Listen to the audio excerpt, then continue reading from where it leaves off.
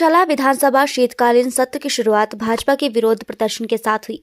सदन की कार्यवाही से पहले भाजपा ने सदन के बाहर प्रदेश की सुख सरकार के खिलाफ जमकर नारेबाजी करते हुए विरोध प्रदर्शन किया। हालांकि फिर सदन में भी पक्ष और विपक्ष के बीच आरोप प्रत्यारोप के बाण चलते रहे।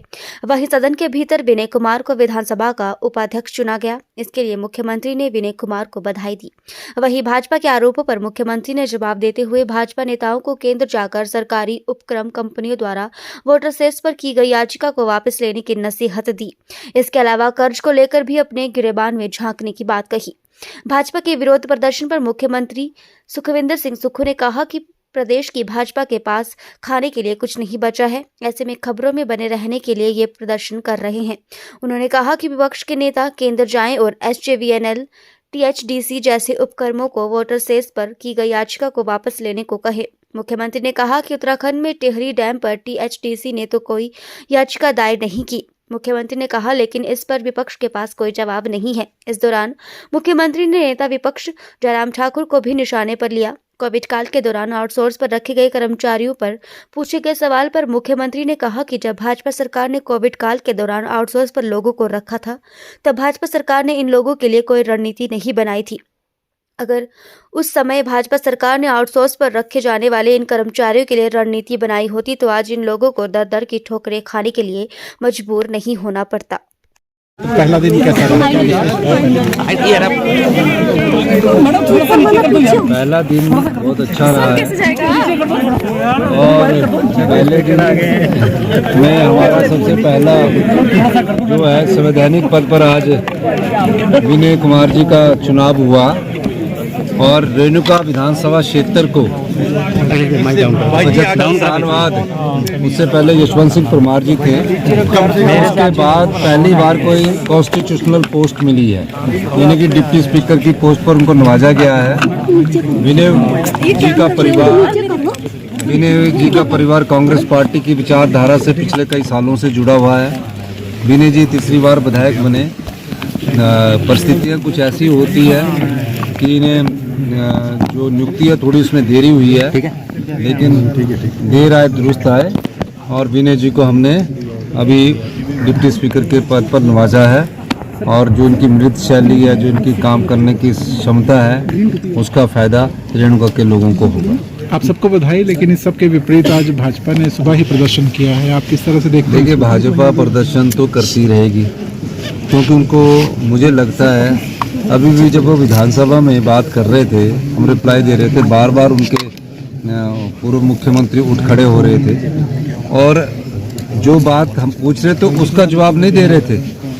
हमने कहा भी वाटर कमीशन में आप लोग जाइए और दिल्ली में आप केंद्र सरकार के जो उपक्रम हैं, जो NTPC है, NHPC है, SJVN है, उनको बोलिए कि जो वाटर कमीशन की आपने रिट की है हिमाचल प्रदेश हाई कोर्ट में, उसको विड्रॉ करिए और हमारे जो पैसे हिमाचल के लोगों के बनते हैं वाटर कमीशन के रूप में उसको दीजिए।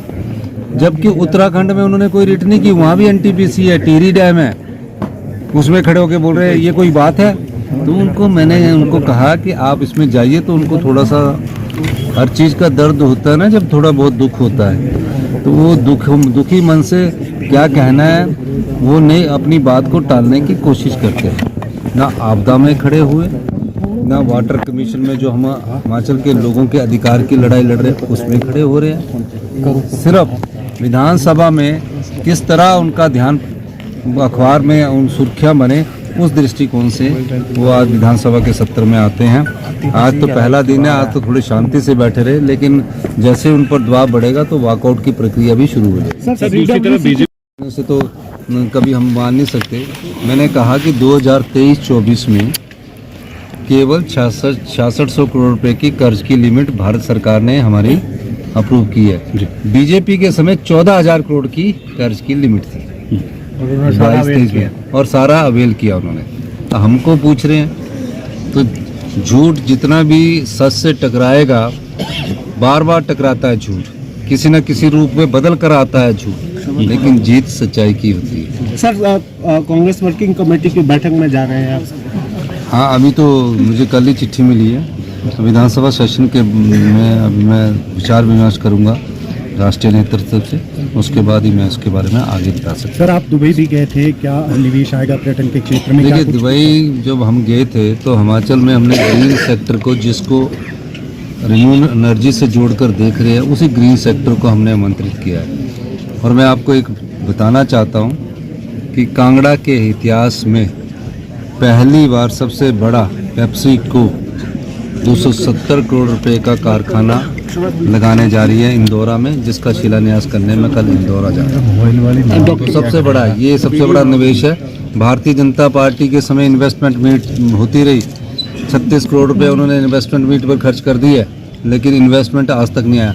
ये पहला इन्वेस्टमेंट हमारी सरकार की कमिटमेंट को दर्शाता है कि हिमाचल को आत्मनिर्भर बनाने की दिशा में हम आगे बढ़ रहे हैं। डॉक्टर्स की रिटायरमेंट एज पर कोई पुनर्विचार किया जा रहा है? नहीं, डॉक्टर की रिटायरमेंट एज तो हमें जरूरत है डॉक्टरों की, तो जब तक डॉक्टरों की एज हमें जरूरत होगी हम उनको एक्सटेंशन देते रहे। सर ये कहा गया है कि एक्सटेंशन 65 उनके की जाएगी जरूरत के विशेषज्ञ साथ। डॉक्टर्स हाँ जी। की, 65 एज की जाएगी विशेषज्ञ डॉक्टर्स की, 68। 68। नहीं, अभी डॉक्टरों की कमी संख्या बहुत कम है। सर कोरोना उनकी सेवा वॉरियर्स ले। आज भी विधानसभा के बाहर बैठे हुए हैं, उस पर कुछ कहेंगे सर? कोरोना वॉरियर के साथ बड़ी विडंबना ये है, हमारी सरकार की पूरी सहानुभूति उनके साथ है, लेकिन पिछली सरकार ने जब इनकी नियुक्तियां की थी तो कोई नियम नहीं बनाए थे, तो सरकार के अधिकारी भी इसमें थोड़ा घबराते हैं, क्योंकि जब नियम ना बने हो, सिर्फ आउटसोर्स पर टेम्परेरी बेस पर रख दिया जाए, तो उनकी नियुक्तियों के संदर्भ में आगे हमने कैसे उनको एडजस्ट कर सकते हैं, उस बारे में हम सोच विचार भी कर रहे हैं। लेकिन कोरोना वॉरियर के मामले में अभी सरकार ने सोचा कि जब कभी इंटरव्यू हो तो उन्हें कैसे 1 नंबर या 2 नंबर या नंबरों के हिसाब से उनको कैसे एडजस्ट किया जा सकता है, उस दृष्टि से सरकार विचार कर रही है।